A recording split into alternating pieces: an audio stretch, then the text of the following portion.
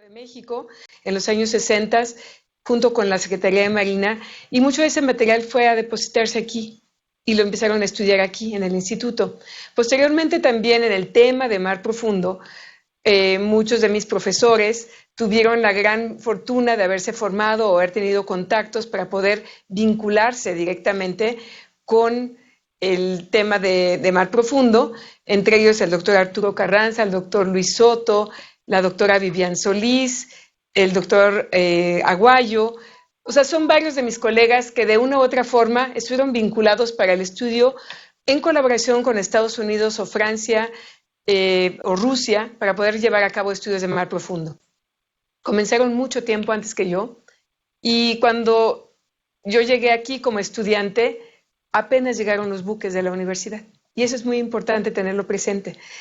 Mi interés hacia el mar profundo comenzó en la década de los 70s, cuando recibí por parte de mi padre y de amigos de mi padre libros que tenían que ver con los mares, y hubo uno en particular que es un volumen que es una revista del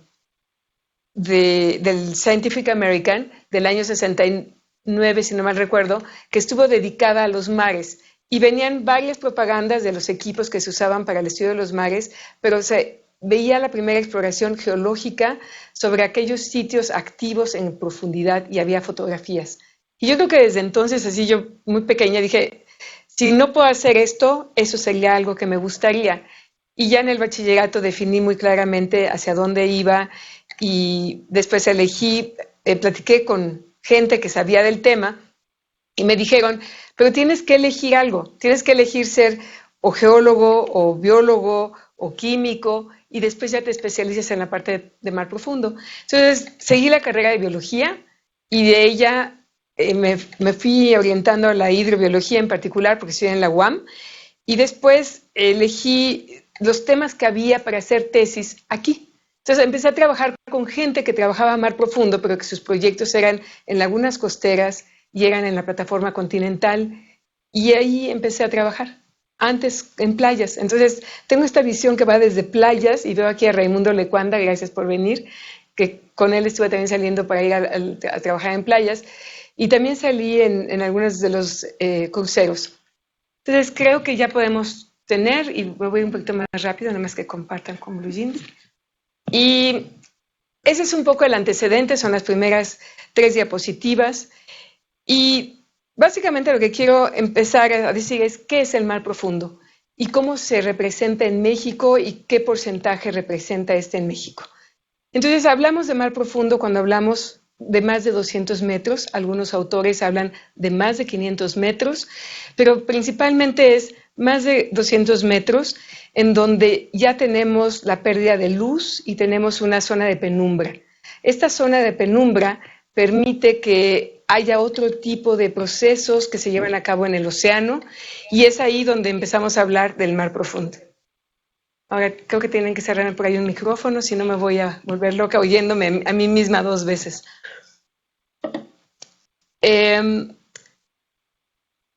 Y podría poner ya una imagen, porque esa sí va a ser importante. Para hablar de mar profundo en el país, básicamente tenemos el agua y el fondo marino. En el agua estaríamos viendo capas que están iluminadas, con poca iluminación y totalmente sin luz. Y uno pensaría que solo el mar profundo no tiene luz, pero sí tiene un poco de luz, y particularmente la zona de penumbra. Esto es mi antecedente, y después aquí. Voy a comenzar. Alto, antes. Todos tenemos una visión muy limitada del océano, y considero todos, porque casi siempre vemos el océano solamente en la superficie. Y realmente hay muchas otras cosas abajo para la arqueología, para el turismo, para la química, para los recursos minerales y demás.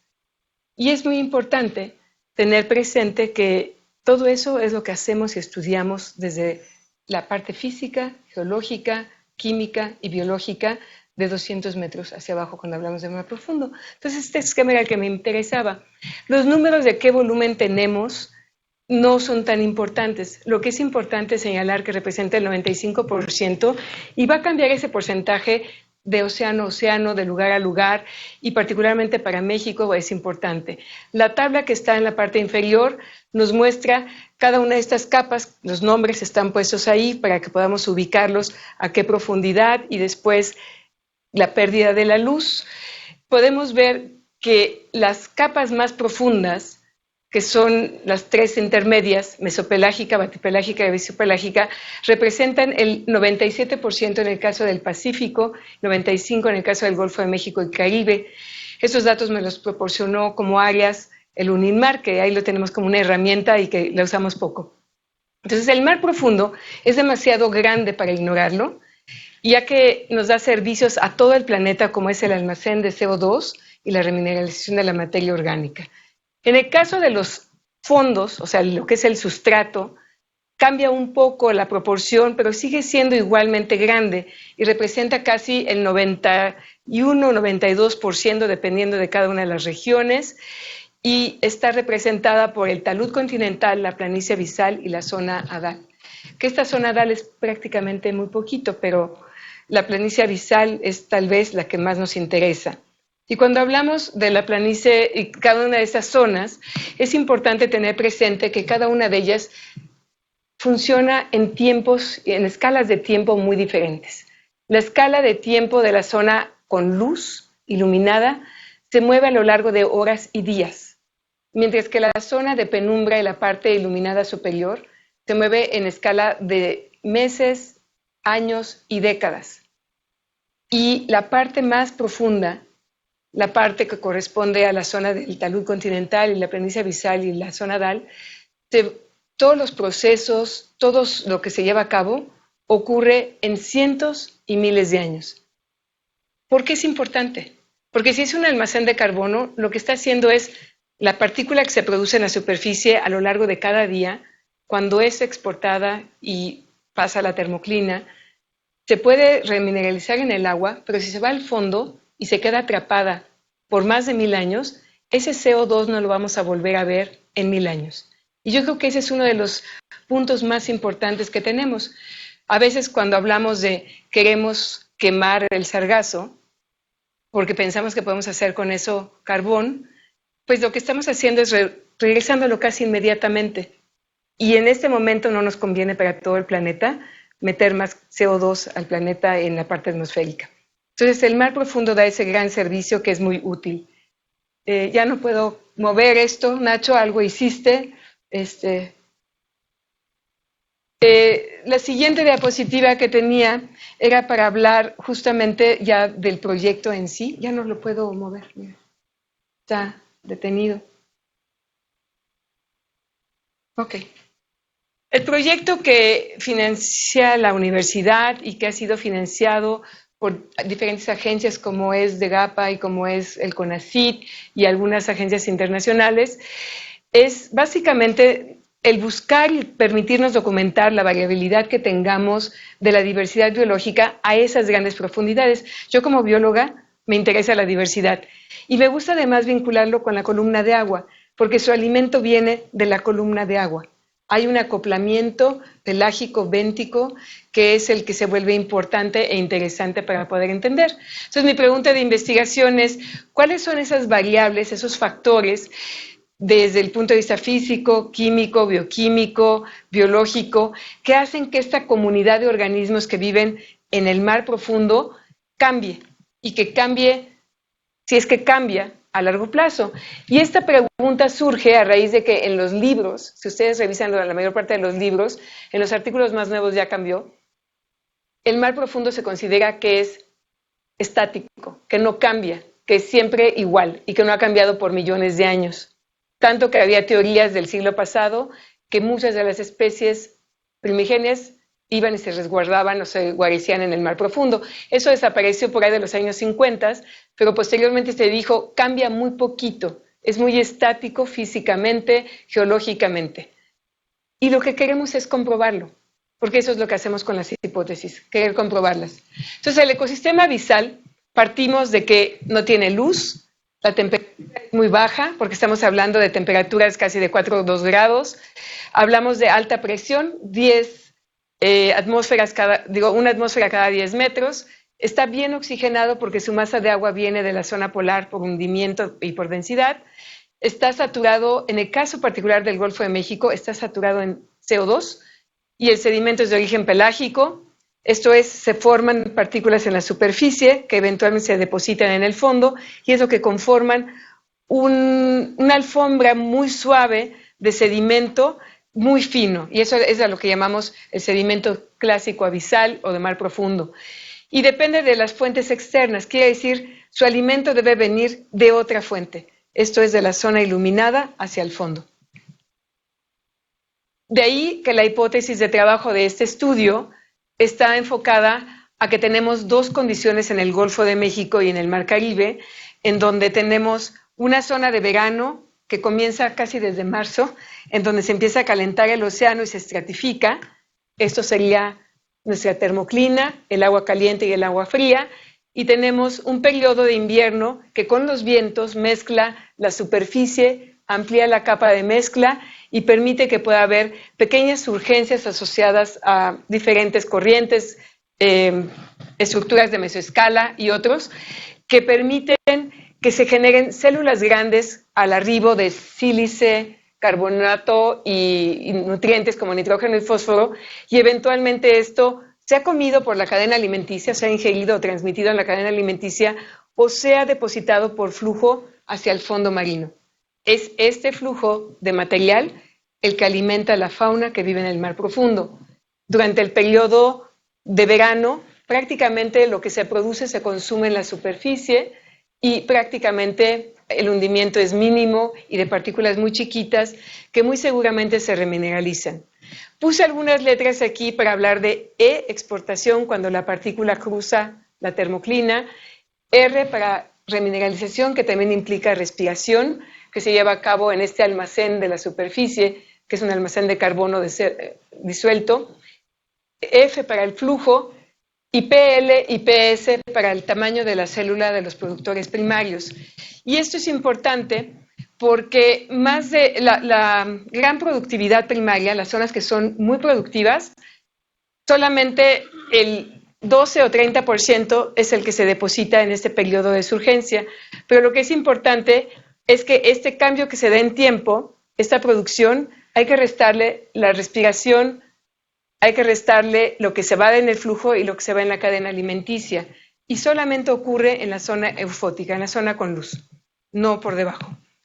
Entonces, esta es la única diapositiva compleja que van a ver en toda mi ponencia y es un poco para decirles que el sustento teórico del proyecto es un sustento que está basado principalmente en columna de agua, en donde tenemos esta cadena microbiana, que es la que hablaba durante el periodo que está estratificado, la transferencia en la cadena alimenticia, aquí está la T, la exportación de estas partículas que pueden ser organismos pequeños que mueren, que se agregan, heces de organismos que pasaron por el tracto digestivo y que llevan todavía material útil, y se deposita en el fondo, y en el fondo eventualmente o es utilizado por los organismos o enterrado con el movimiento de los organismos. Y las ecuaciones son simples. La producción total es igual a la suma de la producción de células chicas y grandes, y el 56% de los casos de producción muy grande depende de las células grandes. Y la siguiente es este flujo que se va hacia el fondo, en donde hay un periodo que no es inmediato, sino que en la columna de agua persiste.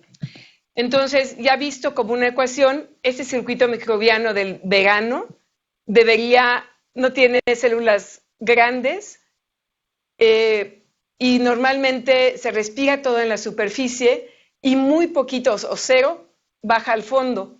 En contraste, la trama de herbívoros o la trama del hundimiento de células grandes normalmente se va totalmente hacia el fondo. Y eso es lo que estamos buscando y que es lo que nos da la respuesta. Entonces, ¿quiénes son los responsables de que haya en la columna de agua esta caída de partículas?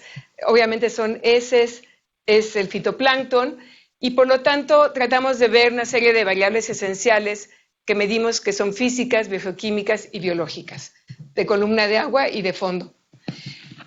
Contemplamos previamente que el Golfo de México se divide en 4 sectores que son útiles para lo que sería la climatología o la hidrología, y consideramos 2 periodos: el periodo de estratificación, donde no cae nada, que es el verano, y la mezcla, que se da en invierno, donde cae todo y tarda unos cuantos meses para caer. Consideramos que también el viento ayuda para que caiga, los huracanes ayudan para que caigan partículas al fondo. Consideramos que hay un sistema de corrientes que es la corriente de lazo, que nada más tiene una penetración de 250 metros y que alguna parte de los giros que de ella se desprenden permiten que caigan, y son esas estructuras de mesoescala. El Golfo a la vez se divide en estas 3 grandes capas: la capa superficial, la capa intermedia y la profunda. Y básicamente aquí lo que quiero resaltar es que la profunda tiene un tiempo de residencia hasta hace poco de 250 años, pero los trabajos recientes de Paula Brunius con boyas han mostrado que podría casi tener 300 años esta masa de agua en la profundidad del Golfo de México, lo cual es importante tomar en cuenta para cuando querramos sacar cosas como contaminantes del Golfo de México, las cuales solamente en la parte profunda solamente pueden salir por el estrecho de Yucatán hacia el Caribe, y hacia el Atlántico solamente pueden salir en un estrecho que es muy somero, casi de 1000 metros, en la parte norte del Golfo. Entonces, esta agua del fondo recibe calor, recibe la transferencia de oxígeno, recibe muchas cosas, pero también es el agua que ingresa del Caribe y que ingresa de las zonas más frías. Entonces, yo he usado como un proxy la altimetría, y un proxy quiere decir que me permite más o menos ver cuál es la condición en la cual están mis estaciones, y cada crucero tiene este tipo de imágenes en las cuales acomodo las estaciones que voy a muestrear y después regreso y veo ese día qué condiciones hubo de altimetría para saber si lo que tengo es una zona donde no se hunden partículas o una zona donde se hunden en estos giros, ya sea en la parte marginal y en la parte de frontera. Entonces, básicamente, esto es junio de muchos años. Aquí nada más está puesto 2010, 11, así hasta el 2019. Y como pueden ver, no todos los junios son iguales. Ese es el promedio mensual, lo cual, cuando ya lo ve uno día con día, tampoco los días no son iguales. Y me han servido para poder saber y entender estos pequeños cambios que a veces tenemos en el fondo. Para ello, hay varias hipótesis que hemos trabajado en este proyecto. Hipótesis que es comprobar si el escarpe de Campeche es importante o no para la caída de sedimento y genera una perturbación, o si las cordilleras en algún momento dado y el talud transportan sedimento, o si la parte central prácticamente no recibe nada, aunque ahora sabemos que hay un giro abisal 6B que está ahí generando algo. Y esto me ha permitido también tener 2 estaciones permanentes que están en 23 grados norte por 92 y 94 oeste. Entonces, esas 2 estaciones son las que un poco voy a reportar más adelante. Las variables que estamos usando son para columna de agua, para sustrato y biológicas, y los alumnos que se insertan en el laboratorio básicamente nos ayudan en el campo.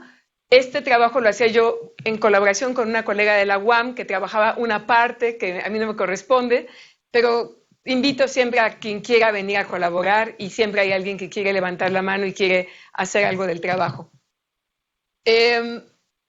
Las actividades que hemos realizado se sintetizan en esta tabla, que no dice mucho, porque dice el número de la campaña, los años que no hubo la campaña o que la hice y le di los días a otra campaña para que me trajeran aunque sea una muestra.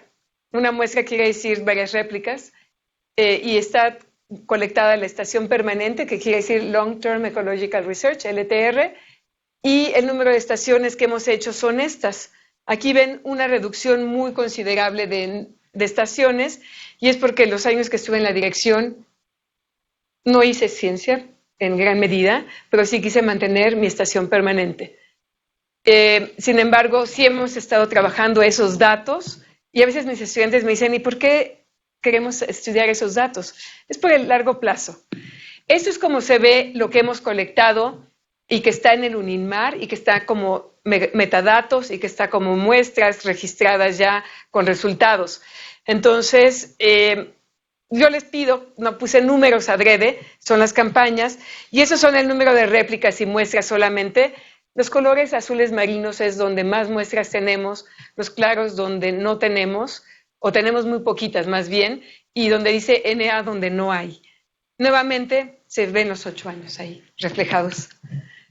Esta es la cobertura que tenemos de las campañas SIXBI. El UNINMAR nos permite, sin tener que perder la configuración del Golfo y saber qué es el Golfo de México, ver cuántas muestras hay en cada lugar.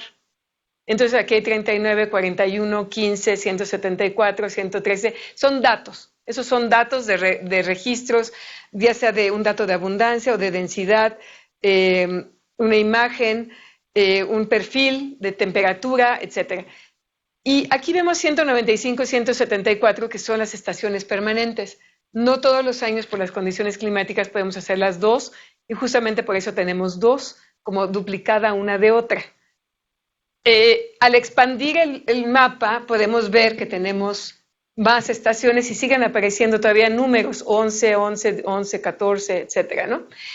Y a detalle, esta porción de aquí, que es un solo número, hay algunos datos adicionales. Lo que ven en este recuadro superior son todos los datos que están en UNINMAR, que fueron colectados con el Justo Sierra, que no son míos necesariamente, pero que los míos contribuyen un poquito a esa cantidad de datos. Como mi trabajo es en el sedimento, hemos muestrado el sedimento y comenzamos cuando hubo cable en el año 97, que pudimos iniciar esta campaña.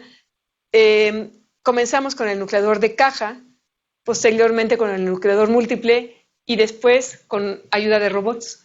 Entonces, esto nos ha permitido tener que hacer una comparación de qué representan estos datos con respecto a estos, porque a lo mejor no son iguales. Y tuvimos que hacer 3 campañas que permitieron hacerlos repetitivos para que pudiéramos hacer una gráfica de regresión de casi 50 muestras que nos permite saber que un dato colectado con este podría equivaler a uno de estos, y uno de estos a qué de esto. Entonces, de esa forma empalmamos los dos. En este caso, simplemente creo que tenemos menos perturbación porque se coloca muy suavemente por el brazo mecánico el núcleo. Pero básicamente el diámetro es un poco menor, es de 6 centímetros el diámetro y en el otro es de 10. Y esta labor la hacemos a bordo y tratamos de que lo hagamos y intercomparamos también, aparte de los equipos, hicimos la intercomparación de núcleos y de cómo los estamos procesando con otros laboratorios e instituciones. Estamos también comparando, hicimos tesis en donde trabajaron los alumnos comparar el tamiz de 300 y 250, porque Estados Unidos solamente usa tamices de 300 micras, pero estando en los trópicos, la fauna es un poco más chiquita y tiene menos alimento. Y sugerí que era importante que usáramos un tamiz más cerrado para que no se nos fuera toda la diversidad biológica que se quedaba retenida. Y entonces lo cuestionaron cuando quisimos publicar los datos y lo que hice fue hacer una intercomparación de muestras y colectamos muestras para los dos fines. También tenemos otro para la estimación de biomasa. Y recientemente certificamos la técnica de colecta. Entonces, los avances que tenemos, me voy a ir solamente a 3 ejemplos. Hay diferencias significativas en la densidad, voy a hablar de densidad, pero puedo hablar de diversidad también, entre el norte y el sur del Golfo de México. Hay diferencias entre el este y el oeste, y hay diferencias a lo largo de la profundidad y de los años. También tenemos diferencias locales. Este es el caso del Cañón de Campeche, y esta tesis de Erika nos muestra que hay diferencias entre cada una de las estaciones con un sitio en donde se acumula mucha materia orgánica y pues, seguramente hay muchos organismos. Y después tenemos la tesis de Darien Cabrera, que está aquí, y el cual nos muestra las diferencias que hay hacia el interior de los núcleos.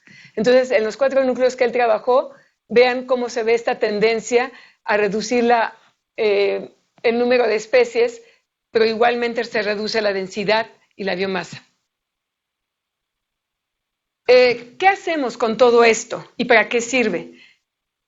lo mínimo que podemos hacer para poder decir que hay una diversidad en el país, pero la mayor parte son a veces especies nuevas y no somos totalmente los expertos de cada una de ellas. Hemos hecho una colección de referencia y un catálogo ilustrado. Y esto nos permite conocer cómo se ven los que se ven y quiénes son.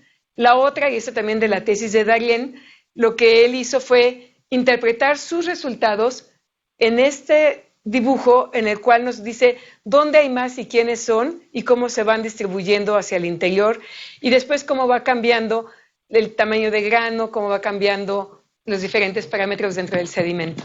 Y esto a veces es muy útil porque gráficamente nos permite visualizar qué hay, pero también nos permite regresar y saber que teníamos un isópodo con esta forma en tal colección y volverlo a comparar, y los estudiantes pueden ahora más rápidamente ubicar y referenciar lo que están viendo. Tenemos una integración de datos de 1997 a 2007 y para eso usé una prueba que se llama Random Forest, exclusivamente para ver biomasa y talla, cómo cambiaba en el Golfo de México a lo largo de 10 años. Es un trabajo que hicimos conjuntamente Estados Unidos, Texas A&M y yo, con las estaciones que teníamos colectadas en el Justo Sierra y aquellas colectadas por el Gyre. Y lo que hicimos fue ver si el alimento llega después de un mes, o 10 meses, o 20 meses, qué respuesta tiene el bentos. Y graficamos con diferentes colores el tipo de bentos muy pobre, la biomasa muy baja, biomasas más altas, pero esta biomasa muy baja tiene una gran variabilidad. Y esta variabilidad está dada justamente de localidad a localidad. Entonces, eso nos empieza a dejar pensando qué procesos están ocurriendo en el fondo y cómo llega el alimento y cómo es redistribuido por los organismos. En colaboración también hemos venido trabajando anclajes profundos con CICESE para ver qué partículas llegaban al fondo, colocando las trampas 500 metros arriba del fondo y teniendo conocimiento de las corrientes. Esa es la tesis de Manuel González. Después, junto con CICESE y sus anclajes, decidimos hacer un muestreo con el Instituto de Geofísica y colectamos muestras a lo largo del escarpe para ver el efecto del escarpe como un perturbador de aguas más someras, aguas más profundas, porque caen bloques de sedimento, y los documentamos con una campaña con Alemania, con Marum, en donde vemos estas imágenes de el delta que se forma al caer el sedimento al fondo y que sí queda registrado, siendo la parte más profunda, y vemos cómo se van formando estos pequeños deltas a lo largo de todo el frente del escarpe. Ese es un tipo de trabajo. Otro que hicimos en colaboración fue ir a la Dona Oriental, a una solicitud de Cancillería, y el permiso es fuera de jurisdicción nacional, pero aquí, por ejemplo, Geofísica encontró estos pequeños canales que son muy interesantes, que derivan del Mississippi, y nuestras muestras que están asociadas a ellas también eran difíciles porque casi no tenían organismos comparadas con las demás, pasan corrientes un poquito fuertes.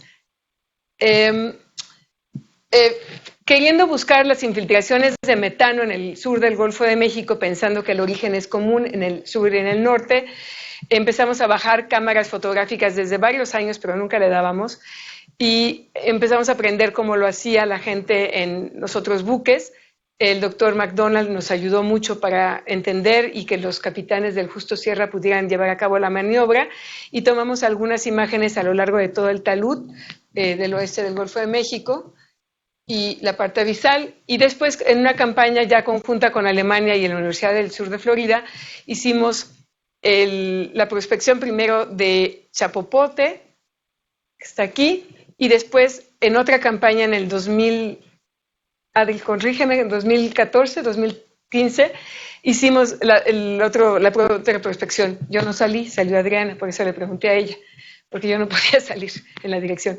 Y lo importante es reconocer que uno pensaría que los ambientes son totalmente iguales, pero tenemos una gran variabilidad en tipo de hábitats, y eso requería otra plática distinta. Para ello se hicieron videos y se montaron en forma de mosaicos. Adriana es responsable de ello. y después el reconocimiento de cada uno de los hábitats y la fauna que está asociada.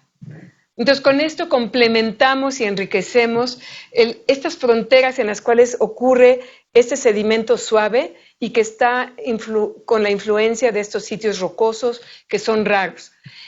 ¿Qué hemos hecho con toda la catalogación de videos? Es dejarla en Uninmar, de todas las campañas que ha habido, y se hizo como prueba esta mini galería de acceso abierto, que nos permite buscarla por registro y por localidad, y que cada uno de los videos está abierto, de acceso abierto y libre. Queríamos hacer una herramienta de crowdsourcing para que la gente pudiera ver qué hay en el fondo marino y nos ayudara a identificar qué es cada una de ellas. Necesitamos un poquito más de dinero para ello. No lo hemos hecho, pero lo que sí hacen los estudiantes que vienen con nosotros, les encanta ver los videos y ver la diversidad de flora, de fauna que hay. No es flora, es fauna. Les digo flora porque parecen como arbustitos, pero y ver cómo va cambiando de lugar en lugar. Entonces, esta herramienta permite a quien lo está observando ir viendo dónde va navegando en el trayecto que llevó la cámara. Perdón.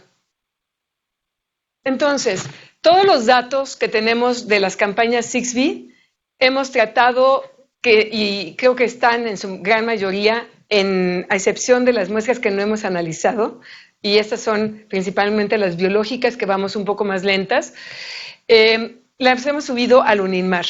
Y se pueden hacer búsquedas en el Uninmar y ustedes pueden buscar 6B y les va a dar alrededor de 89,000 registros, y con 6B después pueden irse por campaña, por localidad o por taxa.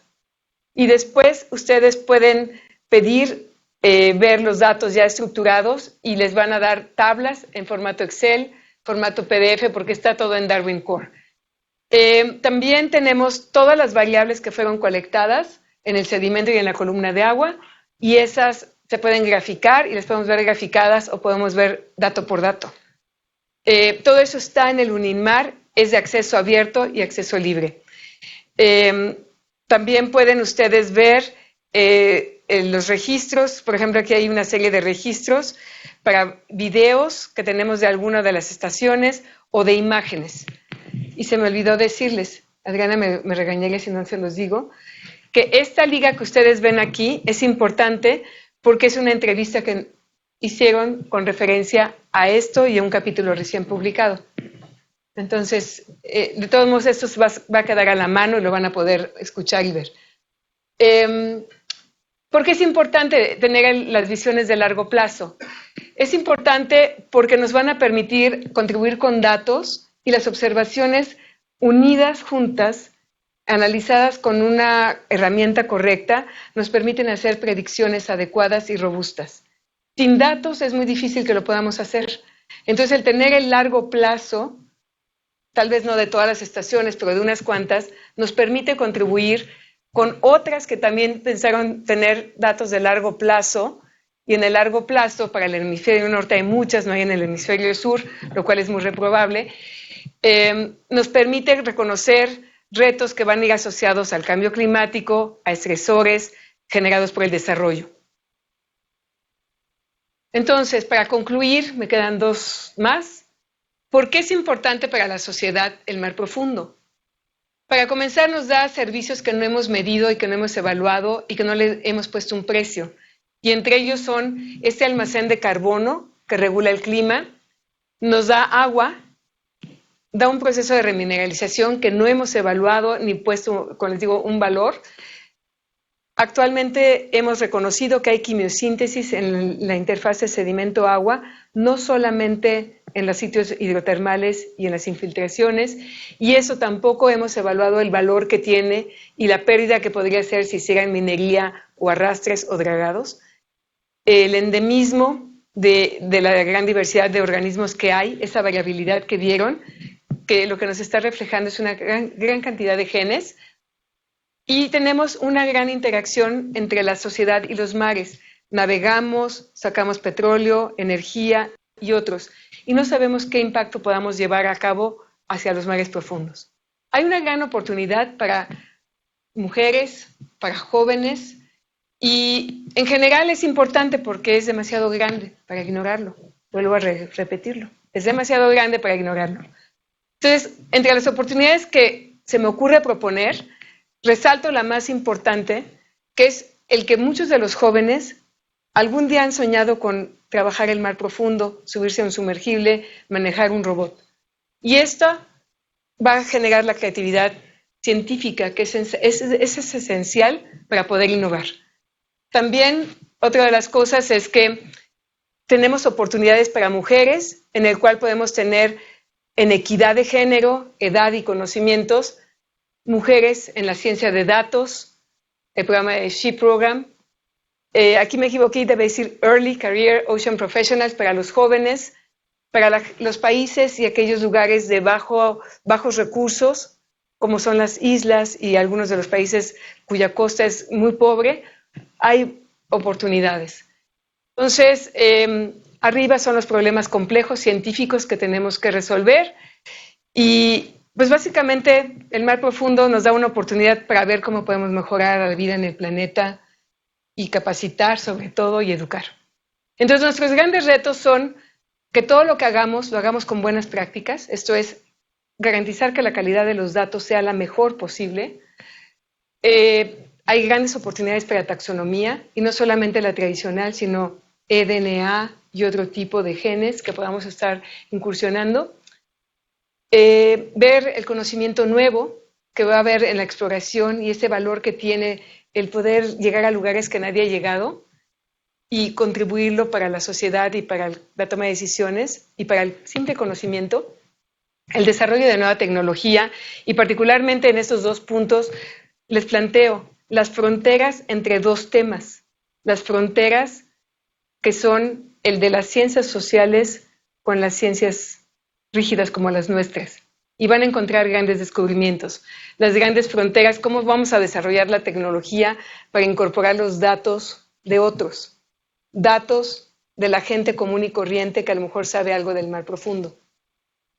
Cómo integrar aquí la parte de un humanista, de un geógrafo, de un escritor o la música. Entonces, creo que vamos a tener aquí otras visiones distintas cuando empecemos a integrar esos conocimientos. Y esta complejidad natural que tiene propiamente los mares y finalmente la obligación que tenemos, que es el desarrollo sustentable. Y esto lo traigo a colación y les digo, retos para los próximos 10 años, porque inicia el año próximo la década de la investigación de los océanos para el desarrollo sustentable. Entonces, con esto concluyo y les agradezco su presencia.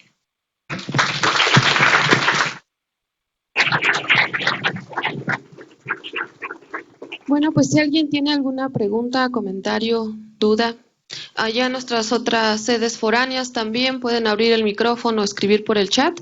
¿Aquí tenemos algún comentario o alguna duda de los estudiantes? De acá creo que tampoco. ¿Alguien que esté conectado en línea, algún comentario, alguna pregunta? Creo que no. Ok. ¿Sí? Ah, ok, qué bien.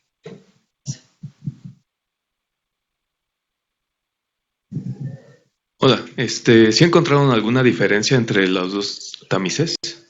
Sí, una gran diversidad. En el tamiz más cerrado encontramos grupos que en el otro se iban totalmente. Okay. ¿Alguna otra pregunta? Sí. Elba, muchas felicidades por tu conferencia, muy interesante. Yo tengo una pregunta. ¿Alguna vez han analizado si en los sedimentos han encontrado microplásticos? Debo serte muy franca, nosotros colectamos las muestras, ahí están congeladas, no las hemos revisado. Y un alumno se acercó a preguntarme que quería hacer la tesis sobre justamente microplásticos y le dije, ahí están las muestras, las puedes usar cuando quieras.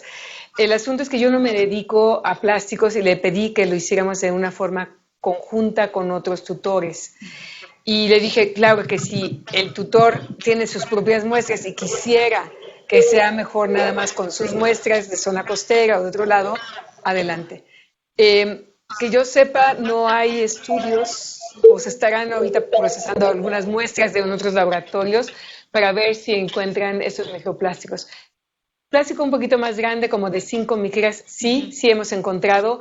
Y no nada más hemos encontrado eso, también hemos encontrado los perdigones, que son los plomos con los cuales se libera los sumergibles, pero no lo hemos considerado en el caso de los perdigones como una contaminación, porque finalmente se liberan en los sitios de hidrotermalismo que tienen metales pesados. Entonces simplemente contribuyen con un poquito más. Muchas gracias. ¿Algún otro comentario? Sí. Para las personas en línea, creo que no. Bueno, el doctor Alcocer, perdón. No. Y Héctor David Ovalles Cruz le dice, excelente conferencia, saludos desde la estación del Carmen. Gracias, gracias.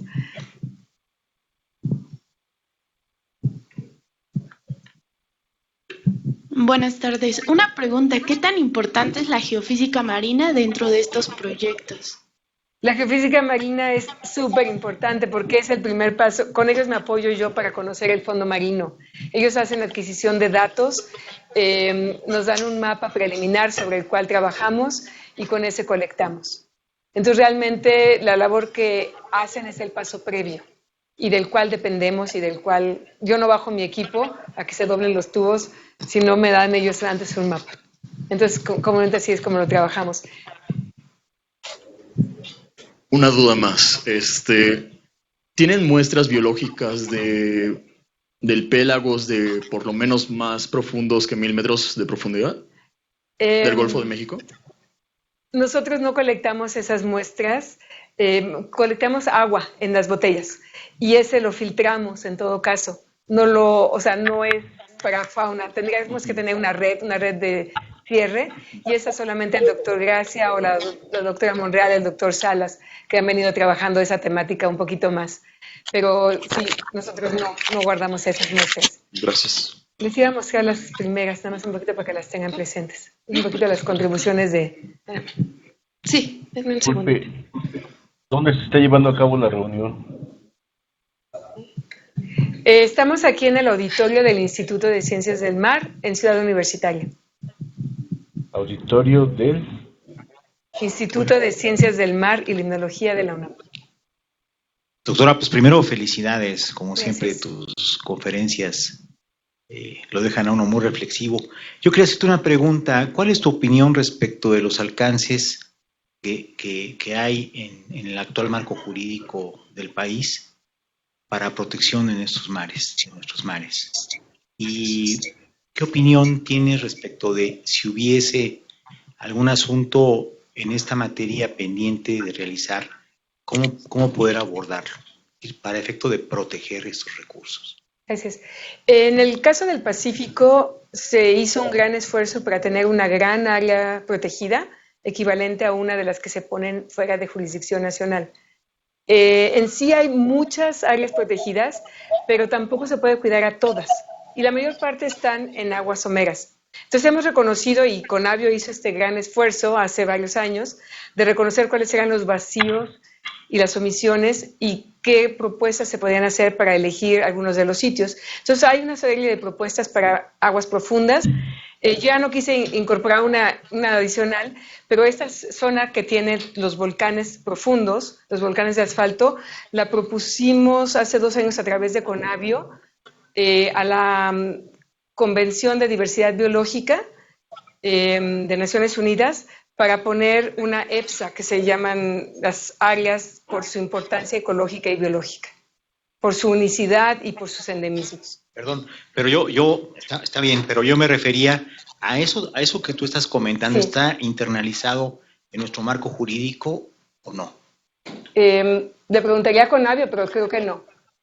¿Y qué importancia le darías tú el que se empezara a trabajar un planteamiento de esta naturaleza para darle protección a los mares nacionales? Como mejor convenga, es decir, ustedes tendrían... En las partes someras, en algunos sitios ya está, porque por eso hay áreas naturales protegidas, pero otras sí requieren la protección y la conservación, y particularmente evitar que se haga minería en estos sitios. Es la capa en la interfase agua-sedimento, donde justamente están muchos de los recursos mineros, fosforita es una de ellos, y había una propuesta de hacer minería en frente de Baja California por 30 años.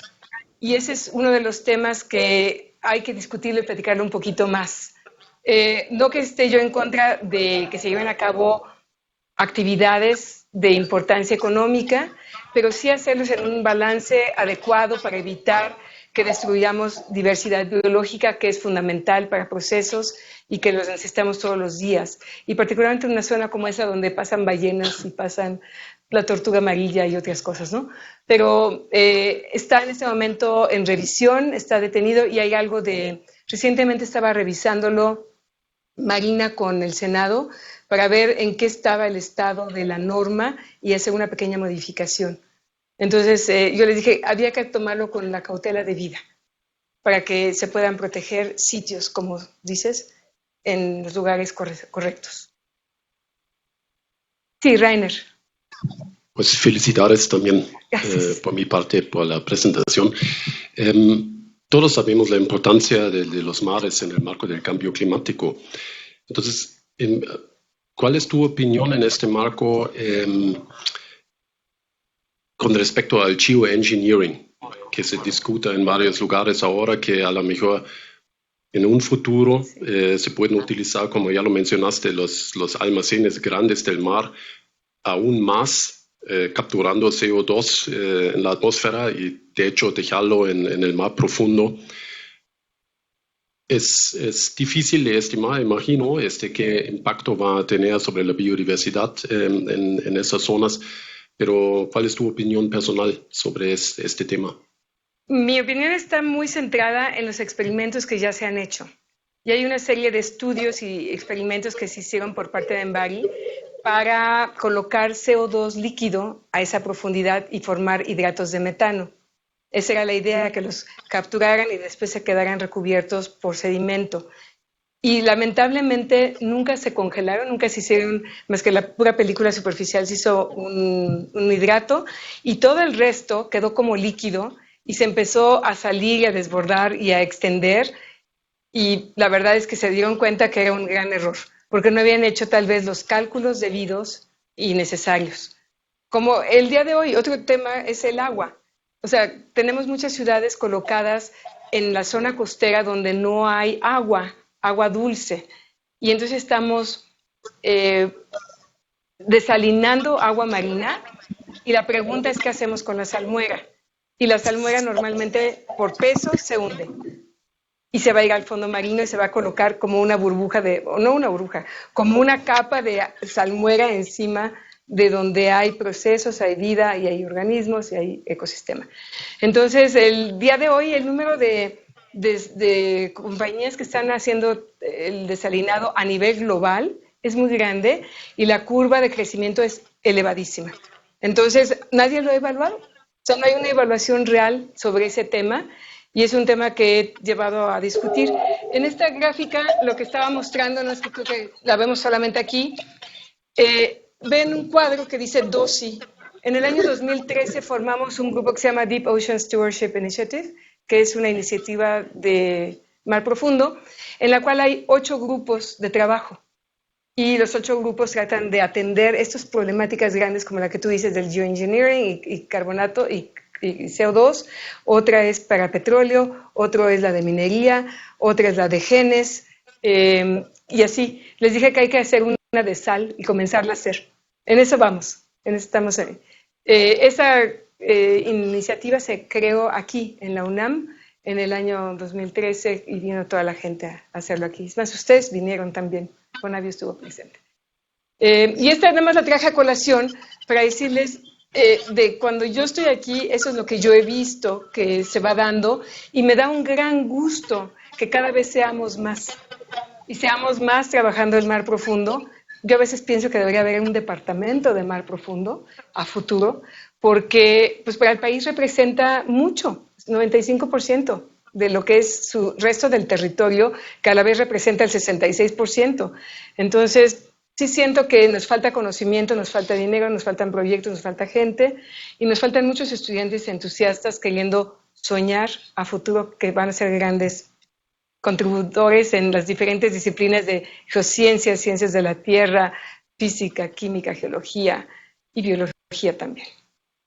Pues básicamente esas son las que no vieron, esa de mis agradecimientos y ya. Y tenemos unos comentarios en línea, doctora. Dice Nuno Simos, excelente presentación, muchas felicidades. ¿Habrá posibilidad de subir un par de videos tutoriales o instrucciones de cómo utilizar un INMAR? Es un excelente repositorio de información y en la medida en que se simplifique todavía más el proceso de acceso a la información, más utilizado será. Saludos desde CISAL. Pues muchas gracias. Sí lo podemos hacer. Tenemos aquí a León, él ha estado muy de la mano ayudándome a que sea realidad, no nada más para las campañas IXBI, sino para todo el instituto, para toda la universidad. Y creo que tiene mucho que ofrecer esa plataforma. Y sí, los pongo en contacto con León para que él les pase esos tutoriales. A mí me pasó uno, porque yo misma le hice preguntas. Oye, León, necesito hacer un mapa que tenga esto y lo otro. Y él inmediatamente me hizo el tutorial, me lo mandó y me dijo, ahí está. Y de ahí tomé 2 o 3 imágenes que están ahí con los créditos correspondientes. Pero realmente a quienes tiro siempre la mano para reflejar el conocimiento que tenemos en una forma gráfica es a UNINMAR, porque ahí está la información. Y esa información está abierta. Entonces, bueno, yo un gran agradecimiento a los profesores que me guiaron para que yo pudiera tener esta visión que debe ser largo plazo, visión de calibrar las cosas, de intercalibrar, la visión de formar alumnos, la visión de considerar género y a mis colegas con los que colaboro en todo momento y que he colaborado estos 8 años y mucho tiempo antes con campañas conjuntas en el Golfo de México. Muchas gracias. Y a mis estudiantes, muchos están aquí. Muchas gracias por venir. Okay. Y la última, doctora. Creo que todavía. Sí, solo hay una más. Nitzia Pineda dice, ¿las expediciones están dentro de la metodología para completar sus bases de datos o de esa manera qué se puede obtener para esta investigación? Saludos desde La Paz. No entendí. Si en el UNINMAR están, sí están, ¿no? Sí. Dice León que sí con la cabeza, que sí. ¿Había alguna otra pregunta por acá? Creo que ya no, ¿verdad? León, ¿quieres tú decir algo para complementar? No, ahorita te ahorita se lo pasamos a ti. Gracias. Para cada registro que hay en UNINMAR, bueno, para el caso de SIXBI y algunas otras colecciones, se mantiene qué metodología generó esa información, tanto metodología de colecta, de proceso, de análisis. No todos los registros obviamente tienen esa metodología porque no nos la han proporcionado, pero en el caso de los registros SIXBI, que es lo que compete en este seminario, sí, tienen su metodología de muestreo. Ok, ahora sí, te pregunta. Gracias. Hola, ¿qué tal? Muchas felicidades. Tenía duda con los métodos de colecta de las muestras, sobre todo, bueno, de los nucleadores, que utilizaban primero nucleador de caja, multinucleador y el brazo, ¿no? De los 3, ¿cuál es el mejor con relación a la calidad de las muestras y al impacto que se tiene al momento de colectarlas? Yo te voy a decir que realmente a mí el que más me gusta, esta es la que quería, es cuando uno puede ir a elegir su muestra. Eso es lo que a mí me gusta, pero no siempre se puede. Porque para poder hacer eso se requiere que el buque tenga posicionamiento dinámico, lo cual no necesariamente lo tiene, que es la última diapositiva donde está el brazo robótico queriendo tomar la muestra. Entonces, para eso tú lo estás viendo desde tu cabina y el operador está operando el brazo robótico y él opera en 2 dimensiones, pero realmente hay 3 dimensiones. Y entonces tú puedes elegir y ponerlo. Es como si estuvieras buceando y vas y colectas tu muestra. Eso es lo ideal, pero es una pequeña escala, es una escala muy chiquita. El multinucleador nos ha servido muchísimo para trabajar sin tener los ojos en el fondo marino, poder simplemente saber, con lo que nos ayudan los colegas de geofísica, cómo es el fondo marino y en ese momento decir, aquí queremos la muestra, bajamos el equipo. Sabemos que a lo mejor no va a caer en el mismo lugar, pero va a caer cerca. Y después de 2 o 3 réplicas que hacemos, algunas muestras sí traen lo que queremos. Y nos es muy útil. ¿Por qué me gusta el multinucleador? Porque me trae el sedimento sin perturbar, con toda la laminación o toda la integración de lo que hay al interior del sedimento, el agua de fondo que puede ser reusada por algún químico, un geoquímico, y porque los organismos no están perturbados y entonces no se hunden o no se van. El nucleador de caja es útil para muestras como en zonas con nódulos polimetálicos. Ahí toma unas muestras excelentes porque además hay roca y permite hacer el corte limpio y para alguien que requiere los nódulos está muy bien. El problema es que se deslava el agua que estaba subyacente. Se han hecho intentos en poner a veces el sello en la parte inferior y a veces si el sedimento es muy pegajoso, muy adherible, ahorita me va a corregir Raimundo, se vale corregir, eso se me fue el nombre, se detiene y el agua queda todavía y entonces llega una muestra con su agua y todo. Pero de 10 muestras que uno toma, comúnmente solamente 4 son buenas para fines de la fauna, de la diversidad biológica. Y para rocas, para arena, lodo superficial, subsuperficial, es bueno. Por eso hice el cambio. Cambié de una a la otra, pero no teníamos la otra y la otra costó mucho trabajo conseguirlo. Es más, hace unos años volvimos a meterlo en un proyecto que fuera educacional para que más gente aprenda a usarlo y podamos comprar un equipo. No sé si lo vamos a poder comprar o no por cómo funciona ese proyecto, pero está cotizado. Listo, pues muchísimas gracias, doctora. ¿Cómo se dice, Raimundo? ¿Cómo se dice esa adherencia que tiene el lodo? Cohesión, eso. Es que no sabía cómo decirlo, perdón. Gracias. Listo, muchas gracias, doctora. Le entrego su constancia de participación. Gracias. Muchas gracias.